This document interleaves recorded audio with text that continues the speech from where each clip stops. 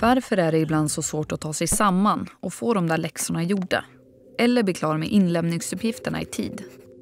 Din lärare och dina föräldrar kanske tjatar på dig. Och du vet ju att om du ska få de där betygen du vill ha så måste du ta tag i det. Men det hjälper ändå inte. Så hur funkar det här med motivation egentligen? Du kan känna mer eller mindre motivation. Men forskning har visat att det är viktigt att bli medveten om att det finns olika typer av motivation. Och att de olika typerna i sin tur kan leda till olika kvalitet på det du gör. Omotiverad, yttre motivation, inre motivation. Omotiverad innebär total brist på vilja. Du känner dig helt oengagerad och uppgiften känns meningslös eller obegriplig.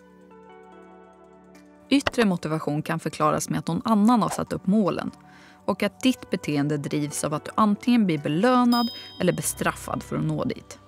Det vill säga att din motivation är knuten till en yttre påverkan, som högre betyg, löfte om pengar, uppmärksamhet eller hot om vad som skulle kunna hända om du inte gör en viss uppgift. Till exempel om du går på dansträning, trots att du egentligen inte har lust eller intresse, utan för att få andras uppmärksamhet eller för att dina vänner eller föräldrar tycker att du ska det. Risken med yttre motivation är att det kan leda till en känsla av stress och en känsla av att vi inte har valt själva. Den kan göra att vi blir mer intresserade av att nå målen och få ett kvitto på att vi har lyckats än att verkligen lära oss någonting på riktigt. Det kan få oss att vilja ta den lättaste och kortaste vägen. Men yttre motivation kan vara effektivt när vi behöver få en extra knuff. Eftersom det finns mycket i livet som vi behöver göra trots att det inte alltid känns kul eller meningsfullt, så kan det vara nödvändigt med yttre motivation för att vi ska få något gjort. Inre motivation däremot känns lätt igen när vi gör något med fullt engagemang, av egen vilja och när vi upplever något som viktigt och meningsfullt. Till exempel så är det inre motivation som driver dig när du väljer att fortsätta att gå på dina danslektioner för att du upplever dem som kul och utvecklande. Vi gör det för att vi själva vill och inte för att någon annan tvingar oss eller lockar oss till det.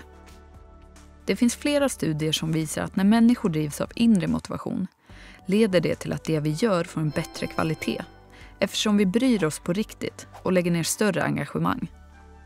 Om till exempel ett grupparbete i skolan handlar om något som intresserar dig eller som du tycker är viktigt, så kommer du vilja lägga mer tid och ansträngning på att göra det riktigt bra. Så nästa gång du känner dig omotiverad i skolan, fundera på varför. Kan du göra något för att öka din motivation och ta dig an uppgiften trots att den känns jobbig?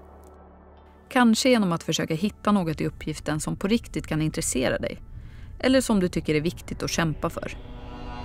Påminn dig själv om att du jobbar mot ett större mål och att du troligen kommer få användning av det du lärt dig senare i livet. Och att varje gång du anstränger dig så blir din hjärna starkare.